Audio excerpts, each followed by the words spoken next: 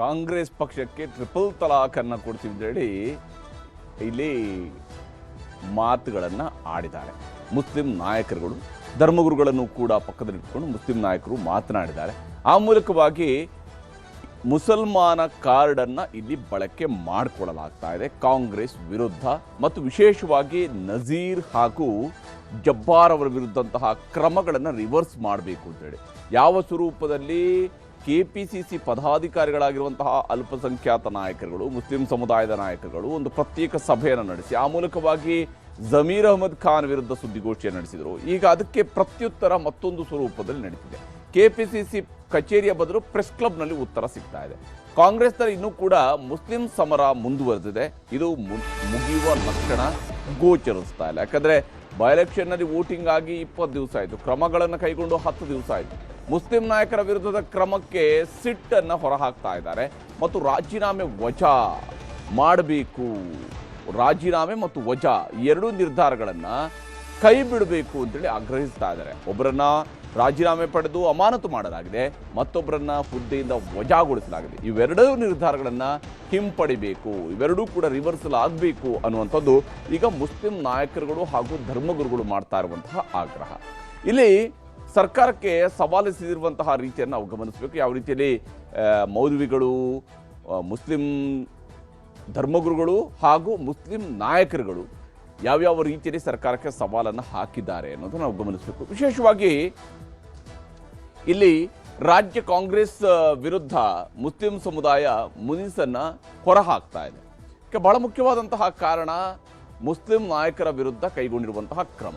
Muslim ನಾಯಕರ ಮೇಲಿನ ಕ್ರಮಕ್ಕೆ ಸಮುದಾಯದ ತೀವ್ರ ವಿರೋಧ ವ್ಯಕ್ತವಾಗ್ತಾ ಇದೆ.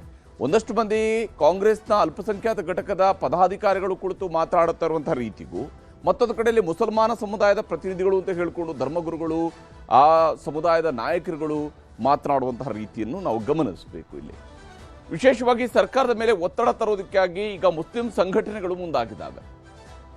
ಮುಸ್ಲಿಂ ಸಂಘಟನೆಗಳು ಸರ್ಕಾರದ ಮೇಲೆ ಒತ್ತಡ ಹೇರುವಂತಹ ಒಂದು ಪ್ರಯತ್ನವನ್ನು ಮಾಡ್ತಾ ಇದ್ದಾರೆ. ವಿಶೇಷವಾಗಿ ಶಿವಕುಮಾರ್ ಹಾಗೂ ಸಿದ್ದರಾಮಯ್ಯನವರ ಮೇಲೆ ಮೌಲ್ವಿಗಳು, ಉಲೇಮಗಳ ಸಂಘಟನೆಯ ಪ್ರಮುಖರಿಂದ ಸರ್ಕಾರಕ್ಕೆ ಸವಾಲನ್ನು ಎಸೆಯಲಾಗಿದೆ. ಉಲೇಮಾಗಳು ಹಾಗೂ ಧಾರ್ಮಿಕ ನಾಯಕರುಗಳು ಮತ್ತು ಸಮುದಾಯದ ನಾಯಕರುಗಳು ರಾಜೀನಾಮೆ ವಜಾ ಶಿಸ್ತು ಕ್ರಮದಿಂದ ಹಿಂದೆ ಸರಿಬೇಕು ಅನ್ನುವಂಥ ಆಗ್ರಹವನ್ನು ಮಾಡ್ತಾ ಇದ್ದಾರೆ. ಮೊನ್ನೆಯೂ ಕೂಡ ಒಂದು ಸುತ್ತು ಧರ್ಮಗುರುಗಳ ತಂಡನೇ ಪ್ರತ್ಯೇಕ ಒಂದು ಸುದ್ದಿಗೋಷ್ಠಿ ನಡೆಸಿತ್ತು. ಇವತ್ತು ಆ ಧರ್ಮಗುರುಗಳ ಹೊರತಾಗಿರುವ ಮತ್ತೊಂದು ತಂಡದವರು ಇವತ್ತು ಸುದ್ದಿಗೋಷ್ಠಿಯನ್ನು ನಡೆಸಿದ್ದಾರೆ. ಇಲ್ಲಿ ಮುಸ್ಲಿಂ ನಾಯಕರ ಮೇಲಿನ ಕ್ರಮವನ್ನು ಹಿಂಪಡಿಬೇಕು ಅನ್ನೋಂಥದ್ದು ಇವರ ಮೊದಲ ಆಗ್ರಹ. ಬಹಳ ಪ್ರಮುಖವಾಗಿ ಇವರು ಕೇಳ್ತಾ ಇರುವಂಥದ್ದೇನು, ಅಬ್ದುಲ್ ಜಬ್ಬಾರ್ ಹಾಗೂ ನಜೀರ್ ಅಹಮದ್ ಅವರ ವಿರುದ್ಧ ಕೈಗೊಂಡಿರುವಂತಹ ಕ್ರಮಗಳನ್ನು ಹಿಂಪಡಿಬೇಕು, ಅದು ಮರುಪರಿಶೀಲನೆ ಆಗಬೇಕು, ಸರ್ಕಾರದ ನೀತಿ ಬದಲಾಗಬೇಕು, ಮುಸ್ಲಿಮರ ವಿಚಾರಕ್ಕೆ ಸಂಬಂಧಪಟ್ಟಂತೆ ಸರ್ಕಾರದ ನೀತಿ ಬದಲಾಗಬೇಕು. ಒಂದು ಕಡೆಯಲ್ಲಿ ಕಾಂಗ್ರೆಸ್ ವಿರುದ್ಧ ಮುಸ್ಲಿಂ ಅಪೀಸ್ಮೆಂಟ್ ಮಾಡ್ತಾರೆ ಅನ್ನುವಂತಹ ಆರೋಪವನ್ನು ಪ್ರತಿನಿತ್ಯ ಮಾಡಲಾಗುತ್ತೆ. ಆದರೆ ಇಲ್ಲಿ ಮುಸ್ಲಿಂ ಸಮುದಾಯದವರು ಹೇಳ್ತಾ ಇದ್ದಾರೆ ಸರ್ಕಾರದ ನೀತಿ ಬದಲಾಗಬೇಕು ಅಂತೇಳಿ. ಪ್ರಣಾಳಿಕೆಯಲ್ಲಿ ಕೊಟ್ಟಂತಹ ಭರವಸೆಗಳನ್ನು ಈಡೇರಿಸಬೇಕು. ಮುಸ್ಲಿಂ ಸಮುದಾಯಕ್ಕೆ, ವಿಶೇಷವಾಗಿ ಅಲ್ಪಸಂಖ್ಯಾತ ಸಮುದಾಯಗಳಿಗೆ, ಅದರಲ್ಲೂ ಮುಸಲ್ಮಾನರಿಗೆ ಕೊಟ್ಟಿರುವಂತಹ ಭರವಸೆಗಳನ್ನು ಈಡೇರಿಸಬೇಕು. ಹಿಜಾಬ್ ನಿಷೇಧವನ್ನು ವಾಪಸ್ ಪಡಿಬೇಕು. ಯಾಕಂದರೆ ಸರ್ಕಾರ ಪ್ರತಿಪಕ್ಷದಲ್ಲಿದ್ದಾಗ, ಕಾಂಗ್ರೆಸ್ನವರು ಪ್ರತಿಪಕ್ಷದಲ್ಲಿದ್ದಾಗ ಹೇಳಿದಂತಹ ಮಾತುಗಳಿವು. ಈಗ ಅವರು ಕೇಳ್ತಾ ಇದ್ದಾರೆ ಮುಸ್ಲಿಂ ಸಮುದಾಯದವರು ಹಿಜಾಬ್ ನಿಷೇಧವನ್ನು ವಾಪಸ್ ಪಡಿಬೇಕು ಅಂತ. 4% ಮೀಸಲಾತಿ ಮರುಜಾರಿ ಮಾಡಬೇಕು. ಮುಸಲ್ಮಾನರಿಗೆ ಇರುವಂತಹ ಹಿಂದುಳಿದ ವರ್ಗದ ಆಧಾರದಲ್ಲಿ ಕೊಟ್ಟಿರುವಂತಹ 4% ಮೀಸಲಾತಿ ಇದೆ ಮುಸ್ಲಿಂ ಸಮುದಾಯಕ್ಕೆ ಕೊಟ್ಟಿರುವಂಥದ್ದು.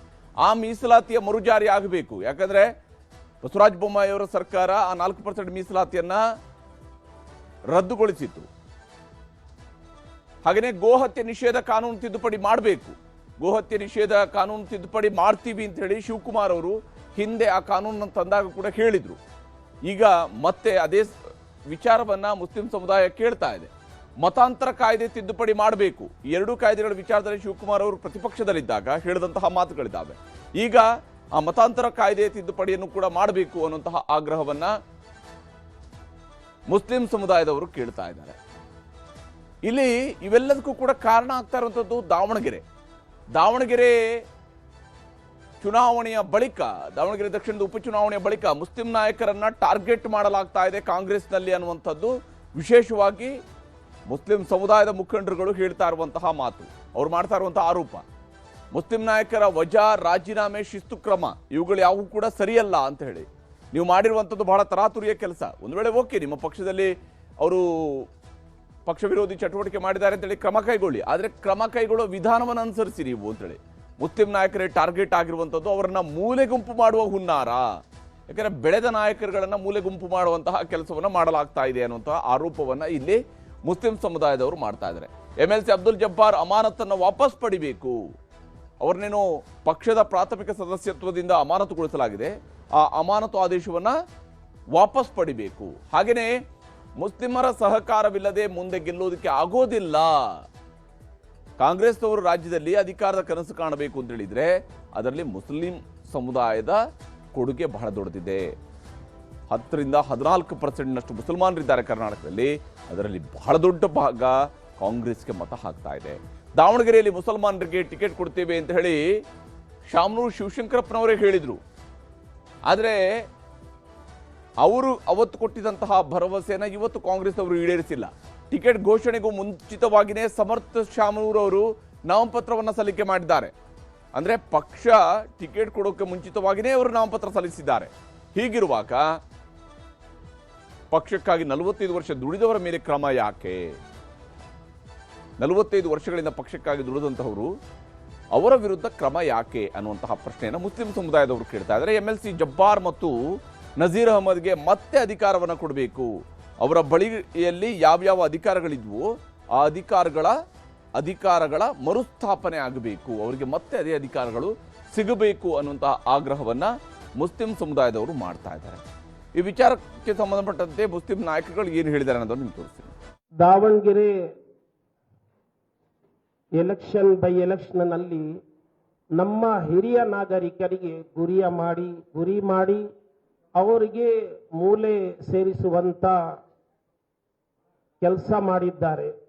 ಅಬ್ದುಲ್ ಜಬ್ಬಾರ್ MLC ಸಾಹಬರವರು ಹಾಗೆ ನಸೀರ್ ಅಹಮದ್ ಸಾಹಬರು ದೇವರಾಜರ್ಸ್ ಕಾಲದಿಂದ ಕಾಂಗ್ರೆಸ್ ಪಕ್ಷಕ್ಕೋಸ್ಕರ ತಮ್ಮ ಎಲ್ಲ ಶಕ್ತಿಯನ್ನು ತೋರಿಸಿ ಬೆಳೆಸಿ ಅದಕ್ಕೆ ಕಾಪಾಡಿಕೊಂಡು ಉಳಿಸ್ಕೊಂಡು ಬಂದವರು ಇಂಥ ನಾಯಕರು.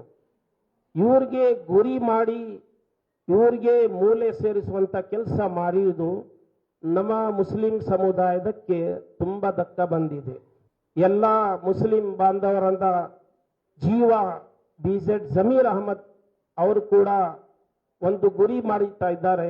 ಇದು ಸರಿಯಲ್ಲ ಅಂದ ನಮ್ಮ ಎಲ್ಲ ಧರ್ಮಗುರುಗಳು ಸೇರಿದ್ದಾರೆ. ಬಚ್ಚೋಂಕು ಚಾಕ್ಲೇಟ್ ದೇನಾ, ಇಸಿ ತರ ನಮ್ಮ ಮುಸ್ಲಿಂ ಸಮುದಾಯಕ್ಕೆ ಕಾಂಗ್ರೆಸ್ ಪಕ್ಷದವರು ಚಾಕ್ಲೇಟ್ ಕೊಡ್ತಾ ಇದ್ದಾರೆ. ಮಗು ಅಲ್ಬೇಡ ಅಂತ. ಇದೆಲ್ಲ ಇನ್ನು ಮುಂದೆ ನಡೆಯಲ್ಲ. ನಮ್ಮ ನಾಯಕರಿಗೆ, ನಮ್ಮ ಹಿರಿಯ ನಾಗರಿಕರಿಗೆ ಯಾರನ್ನಾರಾಗಲಿ ಪಕ್ಷದಿಂದ ಗೌರವ ಕೊಡಬೇಕು.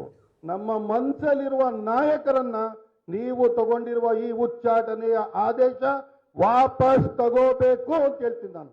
ಇದನ್ನ ಹಿಂಪಡಿಲೇಬೇಕು. ಅಕಸ್ಮಾತ್ ನೀವು ಇದನ್ನ ಮಾಡಿಲ್ಲ ಅಂತ ಹೇಳಿದ್ರೆ ಮುಂದಿನ ತಿಂಗಳು ಪ್ಯಾಲೇಸ್ ಗ್ರೌಂಡ್ನಲ್ಲಿ ನಮ್ಮ ಎಲ್ಲ ರಾಜ್ಯದ ಎಲ್ಲ ಉಲಮಾಗಳು ಸೇರಿ ಒಂದು ದೊಡ್ಡ ನಮ್ಮ ಕಾನ್ಫರೆನ್ಸ್ ಇದೆ, ಆಲ್ ಕರ್ನಾಟಕ ಉಲಮಾ ಕಾನ್ಫರೆನ್ಸ್. 3 ವರ್ಷಕ್ಕೊಂದ್ಸಲ ಒಂದೊಂದು ಜಿಲ್ಲೆಯಲ್ಲಿ ಮಾಡ್ತೀವಿ ನಾವು. ಎಲ್ಲರನ್ನ ಒಗ್ಗೂಡಿಸಿ ಅಲ್ಲಿ ತೀರ್ಮಾನ ತಗೋತೀವಿ ಅಂತ ಎಚ್ಚರಿಕೆ ನೀಡಕ್ಕೆ ಈ ಮಾಧ್ಯಮದ ಮೂಲಕ ಕಾಂಗ್ರೆಸ್ ಪಕ್ಷಕ್ಕೆ ಎಚ್ಚರಿಕೆಯನ್ನ ನೀಡ್ತಾ ಇದ್ದೀನಿ ನಾನು. ಜಮೀರ್ ಅವ್ರು ಏನೇನ್ ಮಾಡಿದ್ದಾರೆ, ನಸೀರ್ ಅವ್ರು ಏನೇನ್ ಮಾಡಿದ್ದಾರೆ, ಜಬ್ಬಾರ್ ಅವ್ರು ಏನೇನ್ ಕೊಡುಗೆ ಕೊಟ್ಟಿದ್ದಾರೆ ಎಲ್ಲ ನಿಮಗ್ ಗೊತ್ತಿಲ್ವಾ? ಇವತ್ತು ಹೇಳ್ದೆ ಕೇಳದೆ ನೀವು ಡೈರೆಕ್ಟ್ ಆಗಿ ಉಚ್ಚಾಟನೆ ಮಾಡಿಬಿಡ್ತೀರಾ ಅಂದ್ರೆ ನಾವು ಸುಮ್ಮನೆ ಕೂತಿರ್ಬೇಕಾ? ಇದು ಕೇವಲ ಸುದ್ದಿಗೋಷ್ಠಿ ಅಷ್ಟೇ. ಈ 2 ನಾಯಕರನ್ನ ಹಿಂಪಡಿಬೇಕು, ಅವ್ರ ಮೇಲೆ ಆದೇಶ ಆಗಿರೋದನ್ನ. ಮುಂದೆ ಯಾವುದಾದ್ರೂ ಒಂದು ನಾಯಕನ ಮೇಲೆ ಏನಾದ್ರೂ ಆಕ್ಷನ್ ಆದ್ರೆ ನಾವು ರೋಡ್ಗಿಳಿತೀವಿ, ಪ್ರತಿಭಟನೆ ಮಾಡ್ತೀವಿ. ಮುಂದೆ ಕಾಂಗ್ರೆಸ್ ಪಕ್ಷಕ್ಕೆ ಟ್ರಿಪಲ್ ತಲಾಕ್ ಅನ್ನ ಕೊಡ್ತೀವಿ.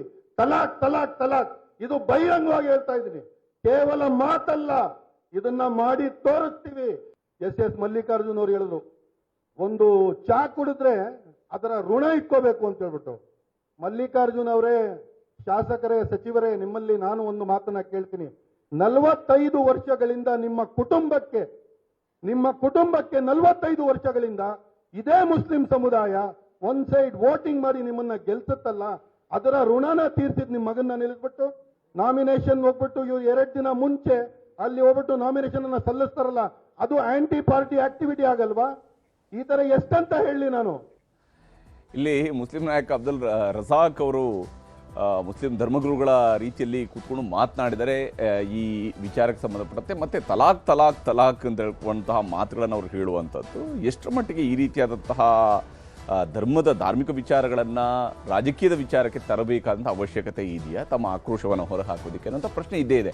ಆದರೆ ಇಲ್ಲಿ ಸೇಫ್ ಆಗ್ತಾರಾ ಜಮೀರ್ ಅನ್ನುವಂಥದ್ದು, ಯಾವಾಗ ಇಂತಹ ಸುದ್ದಿಗೋಷ್ಠಿಗಳಾಗ್ತಾ ಇದ್ದಾವೆ, ಇಂತಹ ಅಭಿಪ್ರಾಯಗಳು ವ್ಯಕ್ತವಾಗ್ತಾ ಇದ್ದಾವೆ ಮತ್ತು ಎಚ್ಚರಿಕೆಗಳನ್ನು ಪಾಸ್ ಮಾಡ್ತಾ ಇದ್ದಾರೆ, ಇದರ ಮೂಲಕವಾಗಿ ಜಮೀರ್ ಅವರು ಸೇಫ್ ಆಗ್ತಾರಾ? ಜಮೀರ್ ಅಹಮದ್ ಖಾನ್ ವಿರುದ್ಧ ಈಗಾಗಲೇ ಹೈಕಮಾಂಡ್ಗೇನೋ ವರದಿ ಹೋಗಿದೆ, ಅವರ ವಿರುದ್ಧ ವರದಿ ಕಳಿಸಲಾಗಿದೆ. ಹೇಗೆ ಅಬ್ದುಲ್ ಜಬ್ಬಾರ್ ಅವರ ವಿರುದ್ಧ ಮತ್ತು ನಜೀರ್ ಅಹಮದ್ ಅವರ ವಿರುದ್ಧ ವರದಿ ಹೋಗಿದೆಯೋ ಅದೇ ವರದಿಯಲ್ಲಿ ಜಮೀರ್ ಅವರ ವಿರುದ್ಧವೂ ಕೂಡ ವರದಿ ಹೋಗಿದೆ ಅನ್ನೋಂಥದ್ದು ಕಾಂಗ್ರೆಸ್ನ ಉನ್ನತ ಮೂಲಗಳು, ಖಚಿತ ಮೂಲಗಳು ಹೇಳ್ತಾ ಇರುವಂತಹ ಮಾಹಿತಿ.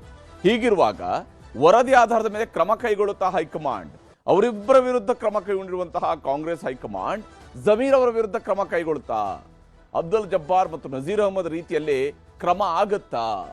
ಅವರಿಬ್ಬರ ಮೇಲೆ ಏನು ಕ್ರಮ ಆಗಿದೆಯಲ್ಲ ಅದೇ ಸ್ವರೂಪದಲ್ಲಿ ಕ್ರಮ ಆಗತ್ತಾ? ವೋಟ್ ಬ್ಯಾಂಕ್ ಛಿದ್ರಗೊಳ್ಳುವ ಕಾರಣಕ್ಕೆ ನೋಟಿಸ್ಗಷ್ಟೇ ಇದೆಲ್ಲ ಸೀಮಿತ ಆಗುತ್ತಾ? ಯಾಕಂದ್ರೆ ಅಲ್ಲಿ ಬಹಳ ಪರ್ಟಿಕ್ಯುಲರ್ ಆಗಿ ರಜಾಕ್ ಅವರು ಹೇಳ್ತಾ ಇದ್ದಂತಹ ಮಾತುಗಳನ್ನು ನಾವು ಗಮನಿಸಿದ್ವಿ. ಉಲಮಾಗಳ ಸಭೆಯನ್ನ ಕರಿತಿದ್ದೀವಿ, ಆ ಸಮಾವೇಶದ ನಿರ್ಧಾರ ಕೈಗೊಳ್ತೀವಿ ಅನ್ನುವಂಥ ಮಾತುಗಳಿದ್ವಿ. ಇಂತಹ ಮಾತುಗಳು ವೋಟ್ ಬ್ಯಾಂಕ್ ಛಿದ್ರಗೊಳ್ಳುವಂತಹ ಭೀತಿಯನ್ನು ಸಹಜವಾಗಿಯೇ ಹುಟ್ಟಿಸುತ್ತೆ. ಹೀಗಾಗಿ ಜಮೀರ್ ಅವರ ವಿರುದ್ಧ ಯಾವುದೇ ಕ್ರಮ ಕೈಗೊಳ್ಳದೇನೆ ಕೇವಲ ಎಚ್ಚರಿಕೆಯ ಮಾತುಗಳನ್ನು ಆಂತರಿಕವಾಗಿ ಕೊಟ್ಟು ಸುಮ್ಮನಾಗ್ತಾರಾ ಕಾಂಗ್ರೆಸ್ ಹೈಕಮಾಂಡ್ನವರು ಅನ್ನೋದನ್ನು ಕೂಡ ನಾವು ಗಮನಿಸಬೇಕು. ಈ ವಿಚಾರದಲ್ಲಿ ಕಾಂಗ್ರೆಸ್ ನಾಯಕರುಗಳು ಏನೆಲ್ಲ ಹೇಳ್ತಿದ್ದಾರೆ ಅನ್ನೋದು ನಿಮ್ಗೆ ತೋರಿಸ್ತೀನಿ. ಜಣ್ಣ ಅವರು ಯಾವ ಇದರಲ್ಲಿ ಹೇಳಿದಾರೆ ಗೊತ್ತಿಲ್ಲ. ಈಗ ಅದರ ಬಗ್ಗೆ ಪರಿಶೀಲನೆ ನಡೀತಾ ಇದೆ. ಅವ್ರೇನು ಆರೋಪ ಅವ್ರೇನು ಮಾಡೇ ಇಲ್ಲ ಅಂತಂದರೆ ಪುನಃ ಅವ್ರಿಗೆ ಗೌರವ ಸಿಗ್ತದೆ. ಅದು ಜಾತಿ ಆಧಾರದ ಮೇಲೆ ನಾವು ಗೌರವ ಕೊಡ್ತಕ್ಕಂಥದ್ದು, ಸಸ್ಪೆಂಡ್ ಮಾಡ್ತಕ್ಕಂಥದ್ದು ಮುಖ್ಯ ಅಲ್ಲ. ಯಾರ್ಯಾರು ತಪ್ಪು ಮಾಡ್ತಾರೆ ಪಕ್ಷದಲ್ಲಿ ಅವ್ರಿಗೆಲ್ರಿಗೂ ಕೂಡ ತಲೆದಂಡ ಆಗ್ತದೆ. ಅದು ಸರಿ ಇಲ್ಲಪ್ಪ ಮಾಡಿರೋದು ಅವರು ಜಸ್ಟಿಫೈ ಮಾಡಿದ್ರೆ ಆಮೇಲೆ ಪುನಃ ಅವ್ರಿಗೆ ಒಳ್ಳೊಳ್ಳೆ ಹುದ್ದೆಗಳು ಸಿಗ್ತಕ್ಕಂಥ ಅವಕಾಶಗಳು ಕೂಡ ಇರ್ತದೆ. ಮುಸ್ಲಿಂ ಸಮುದಾಯ ಇರ್ಬೋದು, ಲಿಂಗಾಯತ ಸಮುದಾಯ ಇರ್ಬೋದು, ಒಕ್ಕಲಿಗ ಸಮುದಾಯ ಇರ್ಬೋದು, ಹಿಂದುಳಿದ ವರ್ಗದ ಸಮುದಾಯ ಇರ್ಬೋದು, SC ಸಮುದಾಯ ಇರ್ಬೋದು, ST ಸಮುದಾಯ, ಯಾವ ಸಮುದಾಯವನ್ನು ಕಡೆಗಣಿಸಂಥ ಪ್ರಶ್ನೆ ಕಾಂಗ್ರೆಸ್ದೊಳಗೆ ಇಲ್ಲೇ ಇಲ್ಲ. ಎಲ್ಲ ಸಮುದಾಯದವರು ಬೇಕು. ಯಾರು ತಪ್ಪು ಮಾಡಿದ್ರೆ ಅವ್ರ ಮೇಲೆ ಎಚ್ಚರಿಕೆ ಕೊಡುವಂಥ ಕೆಲಸವನ್ನು ಮಾಡ್ತಾರೆ. ಅದನ್ನು ಬಿಟ್ಟರೆ ಕಾಂಗ್ರೆಸ್ದೊಳಗೆ ಸರ್ವ ಜನಾಂಗದ ಶಾಂತಿಯ ತೋಟ. ಹೀಗೆ ಈ ಸರ್ವ ಜನಾಂಗದ ಶಾಂತಿಯ ತೋಟ, ಈ ತೋಟದಲ್ಲಿ ಯಾರ್ಯಾರು ಏನೇನು ಮಾಡ್ತಿದ್ದಾರೆ ಅನ್ನೋಂಥದ್ದು ಈಗ ಕಾಂಗ್ರೆಸ್ಸಲ್ಲಿ ಗೋಚರಿಸ್ತಾ ಇದೆ. ಯಾಕೆಂದರೆ ಇಲ್ಲಿ ಪುನಾರಚನೆಯ ಫೈಟ್ ನಡೀತಾ ಇದೆ. ಬೈ ಎಲೆಕ್ಷನ್ ಬಳಿಕ ಸಚಿವ ಸಂಪುಟ ಪುನಾರಚನೆ ಆಗುತ್ತಾ, ಈ ಕುತೂಹಲ ಇದ್ದೇ ಇರುವಂಥದ್ದು. ಕಾಂಗ್ರೆಸ್ನೊಳಗೆ ಪುನಾರಚನೆಯ ಕೂಗು ಕೂಡ ಇದೆ. ಪುನಾರಚನೆಗೆ ಮತ್ತೊಮ್ಮೆ ಒತ್ತಡ ಹೇರೋದಕ್ಕೆ ಹಿರಿಯ ಶಾಸಕರುಗಳು ನಿರ್ಧಾರವನ್ನು ಕೈಗೊಂಡಿದ್ದಾರೆ. ಈಗಾಗಲೇ ಅವರು ಒಂದು ಸುತ್ತು ಮಲ್ಲಿಕಾರ್ಜುನ ಖರ್ಗೆ ಅವ್ರನ್ನ ಮೊನ್ನೆ ಹೋಗಿ ಭೇಟಿಯಾಗಿ ಬಂದಿದ್ದಾರೆ. ಅವರು ಕೂಡ ಹೇಳಿ ಕಳಿಸಿದ್ದಾರೆ, ನೀವು ವಾಪಸ್ ಹೋಗಿ ನೋಡೋಣ, ಎಲೆಕ್ಷನ್ ಎಲ್ಲ ಮುಗಿದ ಮೇಲೆ ನೋಡೋಣ ಅಂತ ಹೇಳಿದ್ದಾರೆ. ಹೀಗಾಗಿ KPCC ಅಧ್ಯಕ್ಷರ ಎಚ್ಚರಿಕೆಗೂ ಕೂಡ ಮಣಿಯದ ಹಿರಿಯ ಶಾಸಕರು ಮತ್ತೊಂದು ಸುತ್ತು ದೆಹಲಿಗೆ ಹೋಗೋದಕ್ಕೆ ತಯಾರಿಯನ್ನು ಮಾಡ್ಕೊಳ್ತಾ ಇದ್ದಾರೆ. ರಾಹುಲ್ ಗಾಂಧಿ ಭೇಟಿಯಾಗಿ ಒತ್ತಡ ಹೇರುವಂತಹ ತಯಾರಿಯನ್ನು ಮಾಡ್ಕೊಳ್ತಿದ್ದಾರೆ. ಅವ್ರಿಗೆ ಗೊತ್ತಿದೆ, ಈಗ ಕಾಂಗ್ರೆಸ್ನ ಹಿರಿಯ ಶಾಸಕರುಗಳು ಕೂಡ ಅರ್ಥ ಆಗಿರೋ ಒಂದು ಸಂಗತಿ ಏನಂತ ಹೇಳಿದ್ರೆ, ಇದು ಮಲ್ಲಿಕಾರ್ಜುನ ಖರ್ಗೆ ಅವರ ಮೂಲಕವಾಗಿ ಅವ್ರಿಗೆ AICC ಅಧ್ಯಕ್ಷರೇ ಆಗಿದ್ದರೂ ಕೂಡ ಅವರ ಮೂಲಕವಾಗಿ ನಿರ್ಧಾರವನ್ನು ಪಡ್ಕೊಳ್ಳೋಕ್ಕಾಗಲ್ಲ. ರಾಹುಲ್ ಗಾಂಧಿ ಅವ್ರನ್ನ ಭೇಟಿಯಾಗಬೇಕು. ಮೇ 4ರ ಬಳಿಕ ಬೆಂಗಳೂರಿನಲ್ಲಿ ಸಭೆ ನಡೆಸಿ ದೆಹಲಿಗೆ ಹೋಗುವಂತಹ ಪ್ಲಾನನ್ನು ಮಾಡ್ಕೊಂಡಿದ್ದಾರೆ. ಮೇ 4ರ ಬಳಿಕ ಈ ಎಲ್ಲ ಸಭೆಗಳಾಗಬಹುದು, ನಂತರ ದೆಹಲಿಗೆ ಹೋಗಬಹುದು ಅಂತ ಹೇಳಿ ಸದ್ಯಕ್ಕೆ ಇರುವಂತಹ ಲೆಕ್ಕಾಚಾರ. ಆದರೆ ಸರ್ಕಾರಕ್ಕೆ 3 ವರ್ಷ ಪೂರ್ಣಗೊಳ್ತಾ ಇದ್ದಂತೆಯೇ ಸಂಪುಟ ಪುನರಚನೆ ಆಗಬೇಕು ಅನ್ನೋದು ಇವರ ಒತ್ತಡ. ಇಲ್ಲೂ ಕೂಡ ಒಂದು ಅಭಿಪ್ರಾಯ ಕಾಂಗ್ರೆಸ್ನ ಹಿರಿಯ ಶಾಸಕರಲ್ಲೂ ಕೂಡ ಇದೆ. ಅದೇನಂತ ಹೇಳಿದರೆ, ಮೊದಲು ನಾಯಕತ್ವದ ಬಗ್ಗೆ ಇತ್ಯರ್ಥ ಆಗಲಿ, ನಾಯಕತ್ವದ ಇತ್ಯರ್ಥ ಆದಾಗ ಆಟೋಮೆಟಿಕ್ ಆಗಿ ಸಂಪುಟ ಪುನರ್ರಚನೆ ಇತ್ಯರ್ಥ ಆಗುತ್ತೆ ಅನ್ನೋಂಥ ಅಭಿಪ್ರಾಯ ಕೂಡ ಇದೆ. ಶಾಸಕರುಗಳು ಏನು ಹೇಳ್ತಿದ್ದಾರೆ ಅನ್ನೋದು ತೋರಿಸ್ತಾರೆ. ನಾವು ಆಗಬೇಕು, ನಾನು ಮಂತ್ರಿ ಆಗಬೇಕು ಅಂತ ಆಸೆ, ನನ್ನ ಮಂತ್ರಿಮಂಡಲ ಆಗಬೇಕು ಅಂತ ನನಗೂ ಆಸೆ, ಆಗಬೇಕು. ನಾಯಕತ್ವ ವಿಚಾರನೂ ಗೊಂದಲದಲ್ಲಿದೆ. ಏನು ನಾಯಕತ್ವ ವಿಚಾರ? ಅದು ತೀರ್ಮಾನ ಆಯ್ತದೆ. ಎಲ್ಲ ತೀರ್ಮಾನ ಆದಾಗ ಎಲ್ಲ ತೀರ್ಮಾನ ಆಯ್ತವೆ. ತೀರ್ಮಾನ ಆಗದೆ ಯಾವುದು ತೀರ್ಮಾನ ಆಗಲ್ಲ. ತೀರ್ಮಾನ ಆದಾಗ ಎಲ್ಲ ತೀರ್ಮಾನ ಆಯ್ತವೆ. 23 ನಂತರ ನಾವು ಮತ್ತೆ ಹೋಗ್ತೀವಿ, ಭೇಟಿ ಮಾಡ್ತೀವಿ. ಅವರು ನಮ್ಮ ಮನವಿಗೆ ಸ್ಪಂದಿಸಿದ್ದಾರೆ. ಯಾವುದೇ ಕಾರಣ ಕೂಡ ನಿರಾಸೆ ಆಗುವಂಥ ಪ್ರಕ್ರಿಯೆ ಯಾವುದೂ ಅಲ್ಲಿ ನಡೆದಿಲ್ಲ. ಮೇ 4ರ ನಂತರ 2 ಅಥವಾ 3ನೇ ವಾರದಲ್ಲಿ ಕರ್ನಾಟಕ ರಾಜ್ಯದಲ್ಲಿ ನಮಗಿರೋ ಮಾಹಿತಿಯಂತೆ ಸಚಿವ ಸಂಪುಟ ವಿಸ್ತರಣೆ ಆಗುತ್ತೆ ಅನ್ನೋ ಒಂದು ಮಾಹಿತಿ ಇದೆ. ಹೀಗೆ ಮೇ 2 ಅಥವಾ 3ನೇ ವಾರದಲ್ಲಿ ಪುನರ್ರಚನೆ ಆಗಬಹುದು ಅಂತೇಳಿ ಶಾಸಕರು ಹೇಳ್ತಾ ಇದ್ದಾರೆ. ಆದರೆ ಹೈಕಮಾಂಡ್ ನಿರ್ಧಾರ ಕೈಗೊಳ್ಬೇಕಲ್ಲ, ಅವ್ರು ಯಾವಾಗ ನಿರ್ಧಾರ ಕೈಗೊಳ್ತಾರೆ ಅನ್ನೋದ್ರ ಬಗ್ಗೆ ಇನ್ನೂ ಕೂಡ ಯಾವುದೇ ಸ್ಪಷ್ಟತೆ ಇಲ್ಲ. ಏನಾದರೂ ಒಂದು ಕಡೆಯಲ್ಲಿ ನಾಯಕತ್ವ ಬದಲಾವಣೆ, ಮತ್ತೊಂದು ಕಡೆ ಸಂಪುಟ ಪುನರ್ರಚನೆ, ಈ ಕೂಗುಗಳು ನಡೀತಿದ್ರೆ ಇತ್ತ ಮುಸ್ಲಿಂ ಸಮರ ಮುಂದುವರೆದಿರುವಂಥದ್ದು. ಇದನ್ನು ಕಾಂಗ್ರೆಸ್ ಹೇಗೆ ನಿಭಾಯಿಸುತ್ತೆ ಅನ್ನೋದು. ಕದನ ವಿರಾಮ, ಹಾರ್ಮುಜ್ನಲ್ಲಿ ಬೆಂಕಿ, ಟ್ರಂಪ್ ಆಫರ್ಗೆ ಒಪ್ಪುತ್ತಾ ಇರಾನ್ ಟೀಮ್, ಭಾರತದಲ್ಲೂ ಶುರುವಾಗುತ್ತಾ ಸಂಕಷ್ಟ. ಇದುವೇ ಚದುರಂಗದ 2ನೇ ಸ್ಟೋರಿ, ಮಾತುಕತೆಯ ಯುದ್ಧ.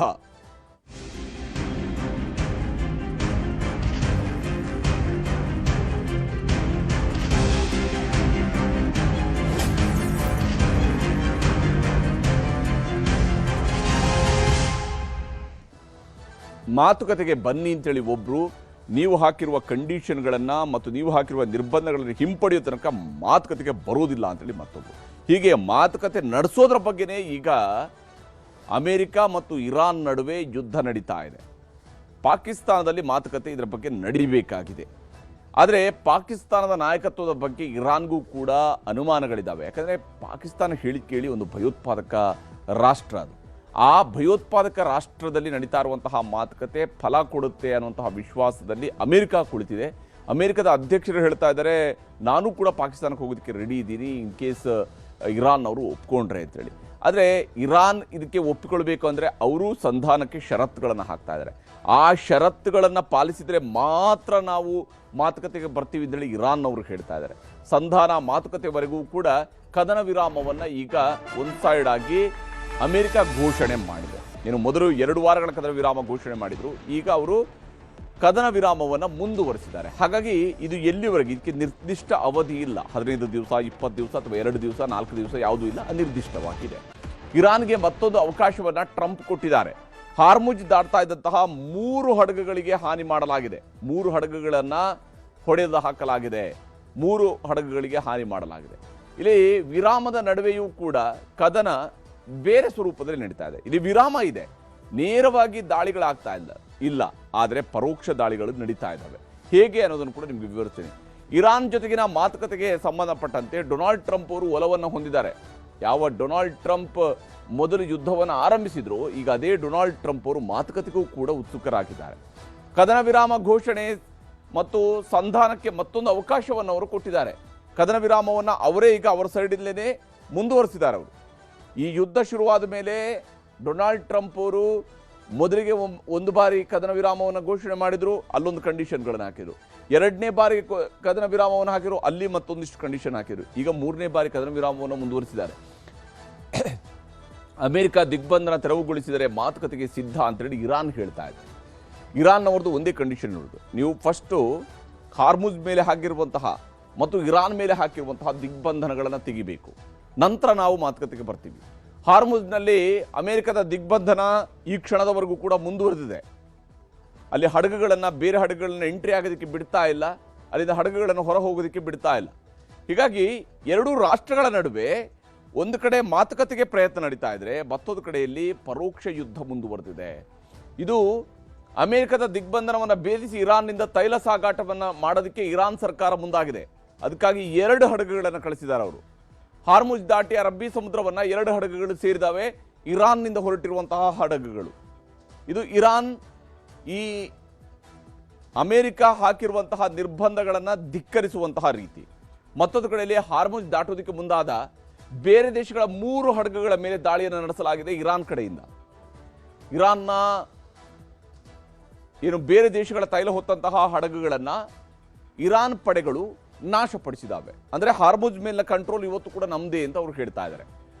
ಇಲ್ಲಿ ಏನೊಂದು ಯೆಲ್ಲೋ ಲೈನ್ ಇತ್ತು, ಅದನ್ನು ಈಗ ಹೆಜ್ಬುಲ್ಲಾ ಉಗ್ರರು ದಾಟೋದಕ್ಕೆ ಪ್ರಯತ್ನ ಮಾಡಿದರು. ಇದು ವಿಶೇಷವಾಗಿ ಇಸ್ರೇಲ್ ಮತ್ತು ಲೆಬನಾನ್ ನಡುವಿನ ಬಹಳ ಪರ್ಟಿಕ್ಯುಲರ್ ಆಗಿರ್ತಕ್ಕಂತಹ ಎಲ್ಲಿವರೆಗೆ ನೀವು ಪ್ರವೇಶಿಸಬಹುದು, ಎಲ್ಲಿವರೆಗೆ ಪ್ರವೇಶಿಸಬಾರ್ದು ಅನ್ನೋದಕ್ಕೆ ಸಂಬಂಧಪಟ್ಟಂತೆ ಇರುವಂತಹ ಲೈನ್ ಇದು. ಆ ಲೈನನ್ನು ದಾಟೋದಕ್ಕೆ ಹೆಜ್ಬುಲ್ಲಾದ ಉಗ್ರರು ಮುಂದಾಗಿದ್ರು ಅನ್ನೋಂಥದ್ದು ಇಸ್ರೇಲ್ ಮಾಡ್ತಾ ಇರುವಂತಹ ಆರೋಪ. ಇದೇ ಕಾರಣಕ್ಕಾಗಿ ಅದು ಏರ್ ಸ್ಟ್ರೈಕ್ ಮಾಡಿದೆ, ಇಬ್ಬರನ್ನು ಹೊಡೆದು ಹಾಕಿದ್ದೀವಿ ಅಂತೇಳಿ ಇಸ್ರೇಲ್ನ ಸೇನಾಪಡೆಗಳು ಹೇಳ್ತಾ ಇದ್ದಾವೆ. ಇಷ್ಟಕ್ಕೂ ಇಲ್ಲಿ ಈ ಒಂದು ಸಂಧಾನಕ್ಕೆ ಸಂಬಂಧಪಟ್ಟಂತೆ ಹಗ್ಗ ಜಗ್ಗಾಟ ಹೇಗೆ ನಡೀತಾ ಇದೆ ಅನ್ನೋದನ್ನು ಗಮನಿಸಬೇಕು. ಅಂದರೆ ಒಬ್ಬರ ಕಂಡೀಷನ್ಗೆ ಮತ್ತೊಬ್ಬರು ಸಂಪೂರ್ಣವಾಗಿ ಸಹಮತವನ್ನು ಕೊಡ್ತಾ ಇಲ್ಲ, ಒಪ್ಕೊಳ್ತಾ ಇಲ್ಲ. ಯುರೇನಿಯಂ ಸಂಗ್ರಹವನ್ನು ನಿಲ್ಲಿಸಬೇಕು ಅಂತೇಳಿ ಅಮೆರಿಕ ಹೇಳ್ತಾ ಇದೆ ಇರಾನ್ಗೆ. ಆದರೆ ಇರಾನ್ ಹೇಳ್ತಿದೆ ಯಾವುದೇ ಕಾರಣಕ್ಕೂ ಅದು ಸಾಧ್ಯ ಇಲ್ಲ. ಯುರೇನಿಯಂ ಸಂಗ್ರಹ ನಮ್ಮ ಹಕ್ಕು, ಯಾಕೆಂದರೆ ಒಂದು ಸಾರ್ವಭೌಮ ರಾಷ್ಟ್ರವಾಗಿ ಅದು ನಮ್ಮ ಹಕ್ಕು ಅನ್ನೋಂಥದ್ದನ್ನು ಇರಾನ್ ಪ್ರತಿಪಾದಿಸ್ತಾ ಇದ್ದಾರೆ. ಪರಮಾಣು ಹಕ್ಕು ಹೊಂದೋದಕ್ಕೆ ನೀವು ಸಾಧ್ಯ ಇಲ್ಲ ಅಂತೇಳಿ ಅಮೆರಿಕ ಡಿಕ್ಟೇಟ್ ಮಾಡ್ತಾ ಇದೆ. ಅಮೆರಿಕ ನಿರ್ದೇಶನ ಕೊಡ್ತಾ ಇದೆ ಇರಾನ್ಗೆ, ನೀವು ಪರಮಾಣು ಹಕ್ಕುಗಳನ್ನು ಹೊಂದೋದಕ್ಕೆ ಸಾಧ್ಯ ಇಲ್ಲ ಅಂತ ಹೇಳ್ತಾ ಇದೆ. ಆದರೆ ಇರಾನ್ ಹೇಳ್ತಾ ಇದೆ ನಮ್ಮ ಸಾರ್ವಭೌಮತ್ವದ ಹಕ್ಕನ್ನು ನಾವು ಬಿಟ್ಟುಕೊಡೋದಿಲ್ಲ, ನಮ್ಮ ಸಾರ್ವಭೌಮತ್ವ ಅದರ ಹಕ್ಕನ್ನು ನಾವು ಬಿಟ್ಟುಕೊಡೋದಿಲ್ಲ ಅಂತ ಹೇಳ್ತಾ ಇದೆ. ಹಾಗೆಯೇ ಅಮೆರಿಕ ಹೇಳ್ತಾ ಇದೆ ಹಾರ್ಮುಜ್ ಜಲಸಂಧಿಯನ್ನು ನೀವು ತೆರೆಯಲೇಬೇಕು, ವಿಶೇಷವಾಗಿ ಹಡಗುಗಳ ಓಡಾಟಕ್ಕೆ ಹಾರ್ಮುಜ್ ಜಲಸಂಧಿಯನ್ನು ನೀವು ತೆರೆಯಲೇಬೇಕು, ಎಲ್ಲ ದೇಶಗಳ ಹಡಗುಗಳು ಓಡಾಡೋದಕ್ಕೂ ಕೂಡ ಅವಕಾಶ ಕೊಡಬೇಕು ಅಂತ ಹೇಳ್ತಾ ಇದ್ದಾರೆ. ಹಾರ್ಮುಜ್ ಮೇಲಿನ ನಿರ್ಬಂಧವನ್ನು ವಾಪಸ್ ಪಡೆಯಿರಿ ಅಂತೇಳಿ ಇರಾನ್ ಹೇಳ್ತಾ ಇದೆ. ಅಂದರೆ ಹಾರ್ಮುಜ್ ಪಾಸ್ ಆಗಿ ಹೊರಗಡೆ ಬರುವಂಥದ್ರ ಮೇಲೆ ದಾಳಿ ನಡೆಸೋದಕ್ಕೆ ಏನು ಅಮೆರಿಕ ಮುಂದಾಗಿದೆ, ಅಮೆರಿಕ ಏನು ದಿಗ್ಬಂಧನ ಹಾಕಿದೆ ಅದನ್ನು ನೀವು ಮೊದಲು ತೆಗೀರಿ ಅಂತ ಹೇಳಿ ಇರಾನ್ ಕೇಳ್ತಾ ಇದೆ. ಹಾಗೆಯೇ ಲೆಬನಾನ್ನಲ್ಲಿ ತಾತ್ಕಾಲಿಕ ಕದನ ವಿರಾಮ ಮುಂದುವರಿಯುತ್ತೆ ಅಂತ ಹೇಳುವಂಥದ್ದನ್ನು ಅಮೆರಿಕ ಹೇಳ್ತಾ ಇದ್ರೆ, ಲೆಬನಾನ್ಗೆ ಶಾಶ್ವತ ಕದನ ವಿರಾಮ ಬೇಕು ಅಂತ ಹೇಳಿ ಆಗ್ರಹಿಸ್ತಾ ಇದೆ ಇರಾನ್. ಹಾಗೆಯೇ ತನ್ನ ಮಿತ್ರರನ್ನು ಬಿಟ್ಕೊಡೋದಕ್ಕೆ ಇರಾನ್ ತಯಾರಿಲ್ಲ. ಅಗತ್ಯವಿದ್ದರೆ ಪಾಕಿಸ್ತಾನಕ್ಕೆ ನಾನೇ ಭೇಟಿ ಆಗ್ತೀನಿ ಅಂತ ಹೇಳಿ ಟ್ರಂಪ್ ಹೇಳ್ತಾ ಇದ್ದಾರೆ. ಅಗತ್ಯವಿದ್ದರೆ ನಾನೇ ಹೋಗಿ, ಇರಾನ್ನವರು ನಮ್ಮ ಕಂಡೀಷನ್ಸ್ಗಳಿಗೆ ಒಪ್ಪಿದರೆ ನಾನೇ ಹೋಗಿ ಒಪ್ಪಂದಕ್ಕೆ ಸಹಿ ಹಾಕಿ ಬರ್ತೀನಿ ಅಂತ ಹೇಳಿ ಅಮೆರಿಕದ ಅಧ್ಯಕ್ಷರು ಹೇಳ್ತಾ ಇದ್ದಾರೆ. ಇರಾನ್ಗೆ ಪಾಕಿಸ್ತಾನಕ್ಕೆ ಹೋಗೋದಕ್ಕೆ, ಇಸ್ಲಾಮಾಬಾದ್ಗೆ ಹೋಗೋದಕ್ಕೆ ಅವರು ರೆಡಿ ಆಗ್ತಾ ಇದ್ದಾರೆ.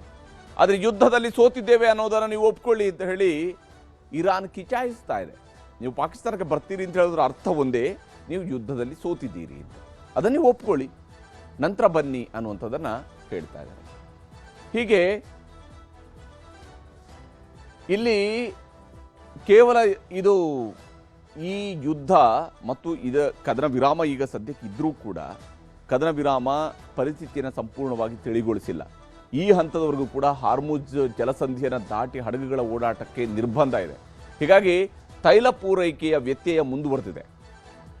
ಈ ಯುದ್ಧ ಕಂಪ್ಲೀಟ್ ಆಗಿ ನಿಲ್ಲೋ ತನಕ, ಶಾಂತಿ ಮಾತುಕತೆ, ಸಂಧಾನ ಮಾತುಕತೆ ಸಫಲ ಆಗೋ ತನಕ ಕಚ್ಚಾ ತೈಲ ಬೆಲೆ ಏರಿಕೆಯನ್ನು ತಡೆಯುವಂಥದ್ದು ಕೂಡ ಕಷ್ಟ ಆಗುತ್ತೆ. ಯಾಕಂದರೆ ಇರಾನ್ ಈಗಾಗಲೇ ಕೊಟ್ಟಿದ್ದಂಥ ಎಚ್ಚರಿಕೆಯನ್ನು $200 ಹೋದರೂ ಕೂಡ ಪರವಾಗಿಲ್ಲ, ನಾವು ಯುದ್ಧವನ್ನು ನಿಲ್ಲಿಸೋದಿಲ್ಲ ಅಂತ ಅವರು ಹೇಳ್ತಾ ಇದ್ದಾರೆ. ಪೆಟ್ರೋಲ್, ಡೀಸೆಲ್, ಗ್ಯಾಸ್ ಬೆಲೆ ಏರಿಕೆ ಆಗುವಂಥ ಆತಂಕ ಇದ್ದೇ ಇದೆ. ಈ ಒಂದು ಸದ್ಯದ ಪರಿಸ್ಥಿತಿ ಹೀಗೆ ಮುಂದುವರಿತು ಅಂತೇಳಿ ಆದರೆ ನಮ್ಮ ದೇಶದಲ್ಲಿ ಗ್ಯಾಸ್ ಬೆಲೆ ಏರಿಕೆ ಆಗ್ಬೋದು, ತೈಲ ಬೆಲೆ ಏರಿಕೆ ಆಗ್ಬೋದು, GDP ಇಳಿಕೆಯೂ ಕೂಡ ಆಗಬಹುದು. GDPಯ ಮೇಲೆ ದೊಡ್ಡ ಹೊಡೆತವನ್ನು, ಯಾಕಂದರೆ ವಿದೇಶಿ ವಹಿವಾಟಿನ ಮೇಲೆ ಬಹಳ ದೊಡ್ಡ ಹೊಡೆತವನ್ನು ಕೊಡ್ತಾ ಇದೆ. ಆಲ್ರೆಡಿ ನಮ್ಮದೇ ರಾಜ್ಯದಲ್ಲಿ ಉದಾಹರಣೆ ತಗೊಳ್ಳೋದಿದ್ರೆ, ನಮ್ಮ ರೈತರು ಬೆಳೆದಿರ್ತಕ್ಕಂತಹ ತರಕಾರಿಗಳನ್ನು ರಫ್ತು ಮಾಡೋದಕ್ಕೂ ಕೂಡ ಸಾಧ್ಯ ಆಗದಂತಹ ಪರಿಸ್ಥಿತಿ ನಿರ್ಮಾಣ ಆಗಿದೆ. ಇನ್ನು ಹಣದುಬ್ಬರವೂ ಕೂಡ ಶುರು ಆಗ್ಬೋದು. ಇದರ ಪರಿಣಾಮವಾಗಿ ಹಣದುಬ್ಬರದ ಹೊಡೆತವನ್ನು ಅನುಭವಿಸಬೇಕಾಗತ್ತೆ ಸಾಮಾನ್ಯ ಜನ. ಷೇರು ಮಾರುಕಟ್ಟೆ ತಲ್ಲಣ ಮುಂದುವರಿಬಹುದು. ಈಗಾಗಲೇ ಭಾರತದ ಷೇರು ಮಾರುಕಟ್ಟೆ ತಲ್ಲಣಿಸಿದೆ. ಅಮೆರಿಕದ ಷೇರು ಮಾರುಕಟ್ಟೆ ವಾಪಸ್ ರಿಕವರಿ ಆಗ್ತಾ ಇರುವಂತಹ ಹಂತವನ್ನು ನೋಡ್ತಾ ಇದ್ವಿ. ಆದರೆ ಭಾರತೀಯ ಷೇರು ಮಾರುಕಟ್ಟೆ ತಲ್ಲಣವನ್ನು ಅನುಭವಿಸ್ತಾ ಇದೆ. ಈ ವಿಚಾರಕ್ಕೆ ಸಂಬಂಧಪಟ್ಟಂತೆ ಹೂಡಿಕೆ ತಜ್ಞರಾಗಿರುವಂತಹ ರುದ್ರಮೂರ್ತಿ ಅವರು ಮಾತನಾಡಿದರೆ ತೋರಿಸ್ತೀನಿ. ಯುದ್ಧ ನಿಂತರೂ ಕೂಡ ಅದರಿಂದ ಆಗಿರುವಂತಹ ಡ್ಯಾಮೇಜ್ ಏನಿದೆ, ಹಾಗೂ ಕಚ್ಚಾ ತೈಲ ವಾಪಸ್ ತಿರ್ಗಾ ಯುದ್ಧ ನಿಂತರೂ ಕೂಡ $60 ಪ್ರತಿ ಬ್ಯಾರೆಲ್ಗೆ ಬರೋದಿಲ್ಲ. ಹಾಗಾಗಿ ಭಾರತದ ಆರ್ಥಿಕ ಪರಿಸ್ಥಿತಿ ಮೇಲೆ ಹಾಗೂ ಹಣದುಬ್ಬರ, ಇನ್ಫ್ಲೇಷನ್ ಮೇಲೆ ನೇರವಾಗಿ ನೆಗೆಟಿವ್ ಇಂಪ್ಯಾಕ್ಟ್ ಅನ್ನ ಕೊಡುತ್ತೆ. ಅಂದ್ರೆ ಇಂಡಿಯಾ GDP ಗ್ರೋತ್ ರೇಟ್ ಹತ್ತತ್ರ 0.5% ಇಂದ 1% ಇಳಿಕೆ ಆಗುತ್ತೆ. ಹಾಗೂ ಇನ್ಫ್ಲೇಷನ್ ಅಥವಾ ಹಣದುಬ್ಬರ ಖಂಡಿತವಾಗ್ಲೂ ಜಾಸ್ತಿ ಆಗುತ್ತೆ. ಈಗಿರುವಂತಹ ಏನ್ 4% RBI ಹೇಳ್ತಾ ಇದೆ, ಇನ್ಫ್ಲೇಷನ್ 4% ಒಳಗಡೆ ನಾವಿರ್ಬೇಕು ಅಂತ ಏನು ಅವರು ಉದ್ದೇಶ ಇಟ್ಕೊಂಡಿದ್ದಾರೆ. ನನ್ನ ಪ್ರಕಾರ ಅದು ಖಂಡಿತವಾಗ್ಲೂ 5 ರಿಂದ 6%ಗೆ ಇನ್ಫ್ಲೇಷನ್ ಏರಿಕೆ ಆಗುತ್ತೆ ಈಗಿರುವ 4% ಇಂದ. ಹಾಗೂ GDP ಗ್ರೋತ್ ರೇಟ್ ಕಡಿಮೆ ಆಗುತ್ತೆ. ಹಾಗೂ ಮುಂದಿನ ದಿನಗಳಲ್ಲಿ ಇದು ವಾಪಸ್ ತಿರ್ಗಾ ನಾವು ಯುದ್ಧದ ಮುಂಚೆ ಏನ್ ಆರ್ಥಿಕ ಪರಿಸ್ಥಿತಿಲಿ ಇದ್ದುವೋ ಅಲ್ಲಿಗೆ ಬರೋದಕ್ಕೆ ಮಿನಿಮಮ್ ಇನ್ನ ಒಂದು 6 ತಿಂಗಳಿಂದ 1 ವರ್ಷ ಆಗುತ್ತೆ. ಇದು ಆರ್ಥಿಕವಾಗಿ ಭಾರತ ದೇಶದ ಮೇಲೆ ಆಗಿರುವಂತಹ ಪರಿಣಾಮ. ಹೀಗೆ ಯುದ್ಧ ಅನ್ನುವಂಥದ್ದು ಯಾವ ರೀತಿಯ ಭೀಕರ ಪರಿಣಾಮಗಳನ್ನು ಸೃಷ್ಟಿಸಿದೆ ಅನ್ನುವಂಥದ್ದಕ್ಕೆ ಇರಾನ್ ಮೇಲೆ ನಡೆಸಿರುವಂತಹ ದಾಳಿ ಸಾಕ್ಷಿ. ಆದರೆ ಈ ಯುದ್ಧದ ಪರಿಣಾಮಗಳನ್ನು ಕೇವಲ ಆ ದೇಶಗಳು, ಯುದ್ಧ ಎದುರಿಸಿರುವ ದೇಶ, ಯುದ್ಧದ ಮಾಡಿರುವಂತಹ ದೇಶಗಳಿಗೆ ಮಾತ್ರ ಸೀಮಿತ ಆಗಿಲ್ಲ. ಇದು ಜಾಗತಿಕ ಮಟ್ಟದಲ್ಲಿ ಪರಿಣಾಮವನ್ನು ಬೀರ್ತಾ ಇರುವಂಥದ್ದು.